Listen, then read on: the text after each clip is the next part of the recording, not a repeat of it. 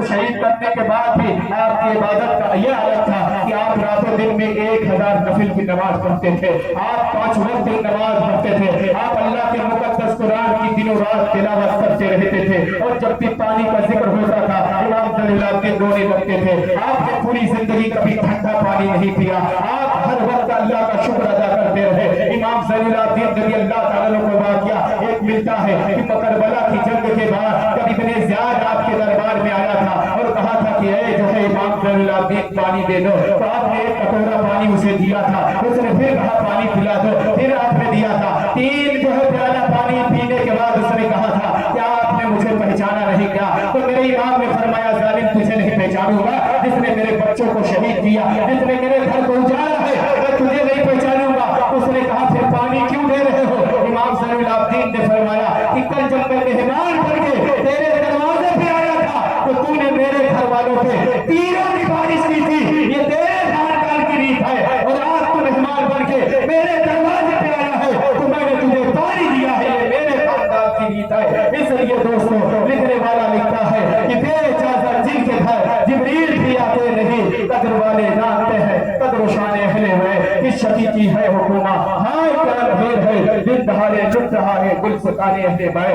اس کے بعد آپ تاریخوں کا مطالعہ کریں کہ حضرت عبداللہ ابن زبیر جو تھے، جو مدینہ چھوڑ کر مکہ شریف چلے آئے تھے، یعنی جب امام حسین نے سفر کیا تھا کربلا کا تو آپ مدینہ چھوڑ کر مکے آ گئے۔ جنگ کربلا کے بعد حجاز اور اطراف حجاز کی سلطنت جو تھی حضرت عبداللہ ابن زبیر کے ہاتھ میں آ گئی تھی، اور اس کے بعد جو ہے یہ مروان بن حکم جو تھا اس نے جو ہے خلافت سنبھالی تھی، ملک شام اور ملک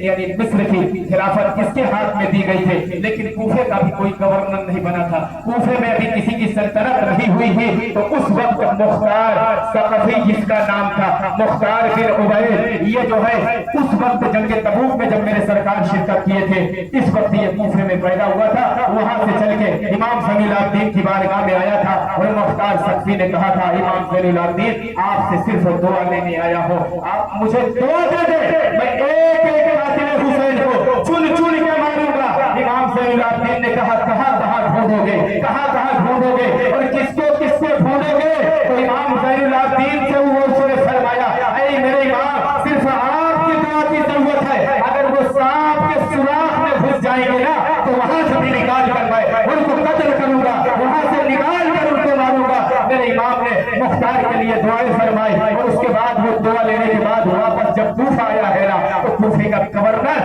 مختار ثقفی بنتا ہے، یعنی کوفے کی حکومت اس کے ہاتھ میں آتی ہے، اور اعلان کر دیتا ہے کہ جس طریقے سے لوگوں نے امام حسین پر ظلم کیا ہے، امر سعد کو تلاش کرو، ابن زیاد کو تلاش کرو، خولی کو تلاش کرو، سنان کو تلاش کرو، جس نے اہل بیت مصطفیٰ پہ ظلم کیا ہے سب کو تلاش کیا جائے، سب کو ڈھونڈا جاتا ہے دوستوں، اور جب ڈھونڈ کے لایا جاتا ہے مختار کے دربار میں تو مختار نے اسی طریقے سے ان پر ظلم کیا تھا، اسی طریقے سے ان کو مارا تھا جس طریقے سے ان لوگوں نے امام حسین رضی اللہ تعالیٰ عنہ کو قتل کیا تھا، اہل بیت مصطفیٰ کو قتل کیا تھا۔ میرے نبی یہ فرماتے تھے کہ حضرت یحییٰ کی شہادت کے بدلے میں اللہ تعالیٰ نے 70,000 انسانوں کو قتل کروایا تھا، یعنی ایک نبی کی شہادت ہوئی تھی تو اس کا عوض اس کا بدلہ کتنا ہے؟ 70,000 لوگ مارے گئے تھے، لیکن کربلا کی زمین پہ جب امام حسین کو شہید کیا گیا ہے تو میرے آقا فرماتے ہیں کہ 1,40,000 لوگ مارے جائیں گے۔ اس شہادت کے عوض میں ایک واقعہ کیا تھا، یعنی معاملہ کیا تھا، میرے نبی نے یہ فرمایا کیوں تھا؟ اس لیے مسلمانوں کہا یہ جاتا ہے کہ اگر کہیں برائی ہو رہی ہو، کہیں غیبت ہو رہی ہو، کہیں لوگ چغلی کر رہے ہو، اگر آپ وہاں موجود ہو تو آپ ہاں میں ہاں مت ملاؤ، آپ یہ نہ کہو ہاں ایسا ہے ہاں ویسا ہے، ورنہ غیبت کرنے والوں میں آپ بھی شامل ہو جائیں گے، آپ کا بھی شمار اسی میں ہونے لگے گا۔ لیکن اگر آپ جو ہے اس کو اپنی زبان سے روک دیں گے، اگر غیبت ہو رہی ہے چغلی ہو رہی ہے، آپ نے منع کر دیا کہ ہمیں غیبت نہ کرو، تو اب آپ کا شمار اس میں نہیں ہوگا۔ اسی لیے حضرت میرے آقا امام حسین کا جب قتل ہوا ہے تو اس وقت جو ہے 1,40,000 لوگوں کو مارا ہے مختار ثقفی نے، ہمیں 22,000 کا لشکر آیا تھا لیکن مارے 1,40,000 گئے تھے۔ وجہ کیا تھی؟ اس لیے کہ جن لوگوں نے سنا امام حسین کو قتل کیا گیا تو سارے لوگوں نے کہا اچھا ہوا قتل کر دیا گیا ہے، اچھا ہوا امام حسین کو مار دیا گیا، وہ شامل نہیں تھے